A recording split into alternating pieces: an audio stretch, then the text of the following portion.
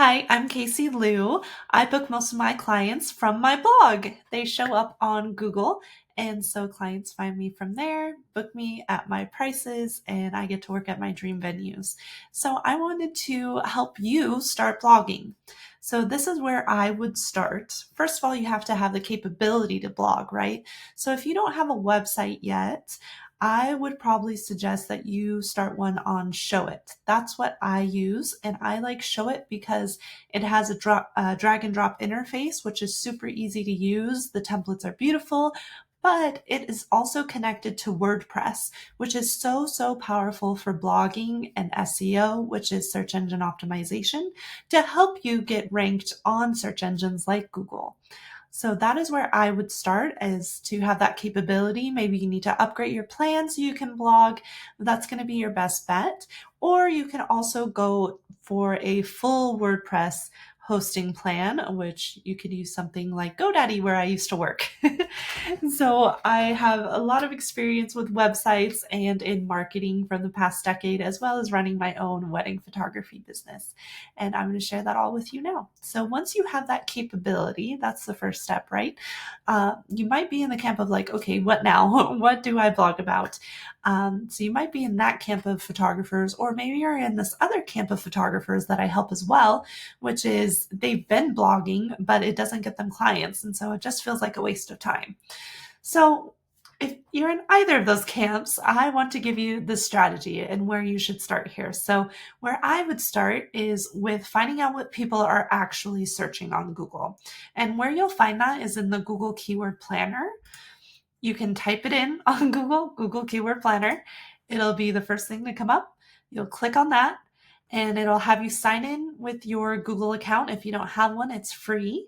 And then you'll go through the steps of creating a Google Ads account, but you'll want to click switch to expert mode. Otherwise, it's going to have you input a credit card to be able to set up an active campaign. But you don't need to. It's totally free. So when you switch to expert mode, you'll have access to all of their Google Ad tools in here and be able to see what's being searched and what keywords you can go after. So once you're in your Google Ads, you will go to Tools and then Google Keyword Planner. And typically after you've set up an account, if you type in Google Keyword Planner on Google, once you click that, it'll take you straight to this page. So this is where you'll want to be. And then you can click on Discover New Keywords here. And the reason why I prefer the Google Keyword Planner is because number one, it's free, which is great for people that are testing out the waters, just diving into this, like learning as you go, and especially small business owners and new photographers. Like, we don't have a big marketing budget to begin with, right? So this is a great option for you that's wearing all the hats, solopreneurs. And also, this is straight from the source. So this data is from Google, and it's not as like specific or intricate as some of the other SEO tools out there. But I believe if you're running your own business and you're the only one, you're doing the shooting, the editing, the marketing, and all the things, then we need to keep this simple and we need to keep it cheap and doable for you, right? Because your main focus is not just SEO, it's booking clients and being able to do what you love, which is taking their photos. So once you're in this Google Keyword Planner, you're going to discover new keywords. And then where I would start searching is your state plus photographer. So you could search Utah. I just moved back to Utah, so that's why I'm digging up this keyword research. Luckily, I am familiar with the area because I've lived here before and have my business here before. But things changed and what people are searching online changes. So it's good to come back and refresh anyway. So in here, after I've typed in Utah photographer, the keywords that people are searching, so keyword just meaning like these phrases, so it could be 3 to 5 words. This is what people are searching. So then you'll look at the average monthly searches, also known as search volume. So this is how many times a month somebody is typing this into Google, or many people are typing this into Google. So here we have Utah photographer gets 100 to 1,000 searches a month. Boudoir photography Utah gets 100 to 1,000. wedding photographers in Utah gets 1,000 to 10,000. So let's go ahead and see. You can click on here and it'll tell you what's the most searched. Okay, so wedding photos and wedding photographer seems to be the most searched niche of photography here in Utah. So this could also be useful for you if you're deciding, what you want to specialize in, and if this helps you make that decision and what's most popular and what's actually going to be able to get you a lot of clients really easily, this is a good place to go as well. Or maybe to just prioritize what you want to be shooting. So then down here, these are all getting 100 to 1,000, which is still pretty decent. That's a lot of people looking for these services. So we have boudoir, we have real estate, we have elopement. And then you can also see the cities, the actual locations within the state, like Park City, Moab. We have newborn photography, Salt Lake City, SLC, Salt Lake County, Utah County. Okay, so just tons of these. And so that goes all the way down to here. Senior photos, family photographer. So anything under 1,000 is super, super low volume to me. So I would not start there. You want to start with 100 to 1,000 or up to 10,000 searches a month, because that's going to give you enough volume for you to be able to start getting inquiries. So these are great topics to choose from. And then you'll also want to look at the competition, which is this column here. So you can see that there's medium competition for wedding photographers, which makes sense. There's probably a lot of them. And then down here, it's low competition for boudoir. So maybe that's something I want to prioritize. It doesn't seem like there's a lot of boudoir photographers out there, and I could easily get to that top spot quicker maybe than I could with Utah wedding photographer. Okay, so that's what we're looking at. Does it have a decent amount of search volume, and is it low competition, which will be easier for you to rank faster?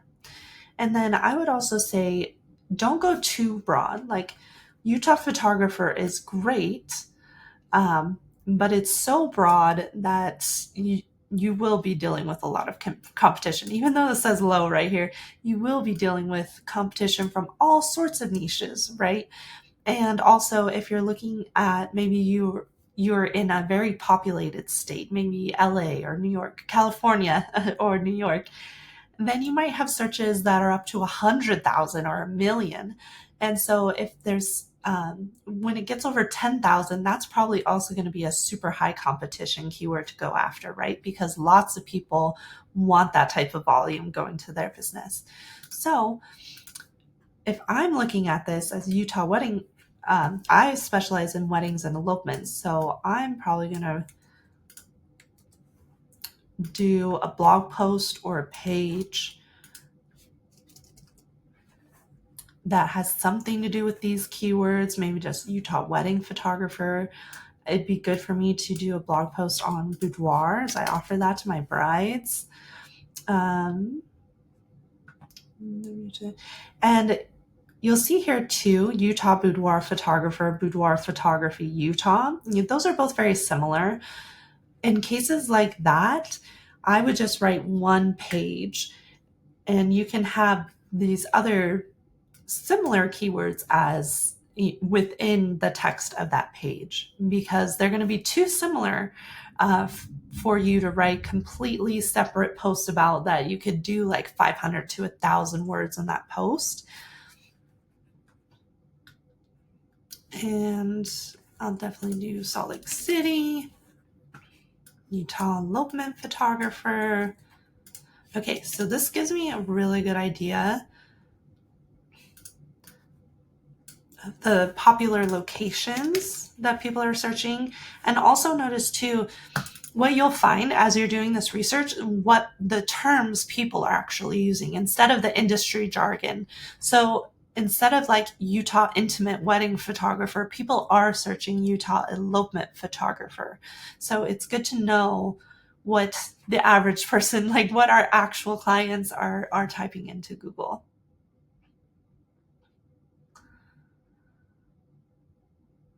And then I've seen a bunch of Park City. Oh, we'll do on this page. I know I want to go after Park City photographer.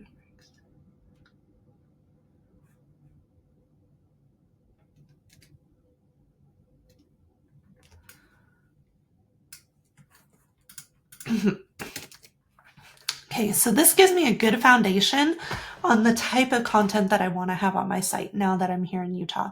I know I definitely want to go after Park City, Salt Lake City, Moab, and elopements here, and as well as boudoir photography for my clients. Now that you've done a general search, you might also find that, so for some places like Utah, the population is so sparse, the whole state ranks a lot of the time. So that's some of the most searched terms, right? Is the whole state, where it's a very big state. It's like 5 hours for me to get down to Moab. But you'll notice in places like California, the like Los Angeles photographer gets a lot more searches than California wedding photographer. And so it might suit you better, depending on your location, to go after a specific city versus the whole state. And so then I'll type out my niche. So here is Utah wedding and see what comes up. All right, tons of searches, tons and tons and tons. Okay, all up to 10,000. So many. So we have wedding venues in Utah. This would be super easy to write a post about my 21 favorite wedding venues in Utah. Outdoor wedding venues, even better because I prefer shooting outdoors. Wedding venues in Salt Lake City.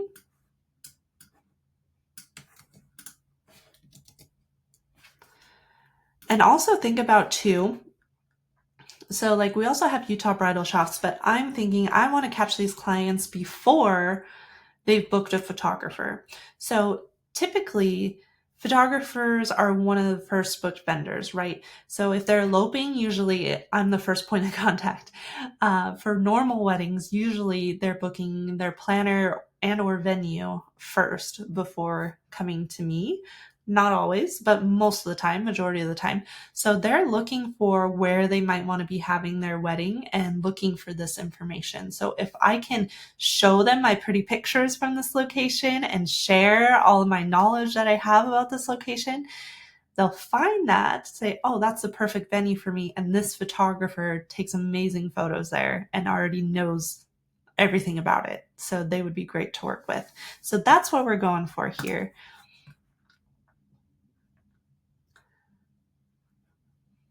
Reception venues, not really my type of client that I want to be going after. Wedding shops, Tomoda. And then you might also find here are some specific wedding venues. So if I'm writing about wedding venues in Salt Lake City and then I don't include some of these, Google's going to be like, she doesn't know what she's talking about. These are the most popular venues in Salt Lake City and they're not included in our post. So I want to include all of these that are popular because that signals to Google I know what I'm talking about. And then we have Millennium Falls and Sleepy Ridge. I have photos from there already. Wadley Farms, I have photos.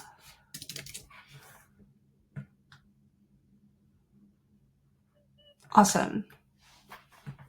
And then you'll come down here and then, one big thing for me is a lot of people say you can't book luxury clients from SEO, from Google, which is completely false. They just don't have the right strategy, right? So when I first started and I was vlogging, my only experience with weddings was I had a super cheap elopement. My husband and I eloped and we did not spend very much money at all. And so I was like, I could blog about DIY wedding, where to save cost on your wedding, of course, cheap wedding venues in Utah. But that is not the type of client that I want to photograph. I want to photograph at the most beautiful, luxurious, expensive wedding venues that we have because they are so pretty. And so do not write, even though this is a very well searched topic, cheap wedding venues in Utah, unless you're a cheap, high volume type of photographer or have an associate team perhaps. But even then, I'm like, don't sell yourself short. You can be high volume, high price. So I would not go after subjects that are not going to get you the type of clients that you need to sustain your business. So affordable wedding venues in Utah, nope. Mountain wedding venues, that's a good one. Park City, Utah wedding venues. And look, the competition is low hanging fruit.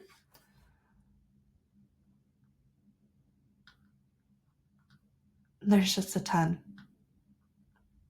Okay, and you'll find a lot of them do overlap. And so you don't need to write separate blog posts about overlapping topics. Write one really comprehensive blog post that does the topic justice.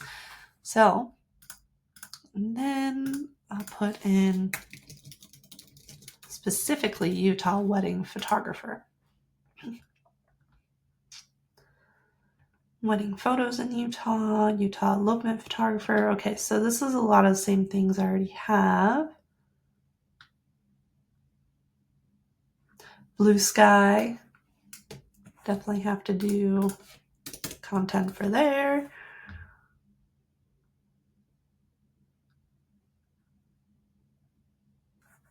And these are low.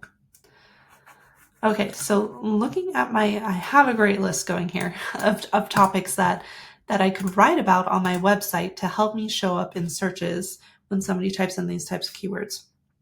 So the way I would look at it is whenever I'm talking about myself, like the main pages of my website, one of them, probably the homepage, I'm going to be talking about being a wedding photographer in Utah, right?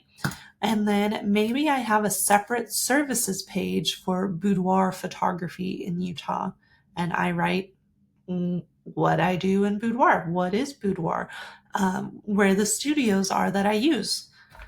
And then wedding photographers, Salt Lake City. So I'm not going to talk about other photographers, right?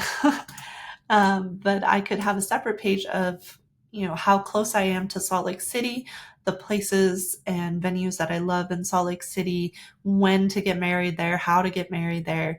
It is a destination like Salt Lake City, Park City, Moab. Lots of people come in to have their weddings there from out of state. And so what would I share with a friend that's trying to plan their wedding out here and give all the information that I can for free, hoping that it helps them, but also hoping that it shows that I'm an expert and look at my pretty photos. You should book me as your photographer when you come out here.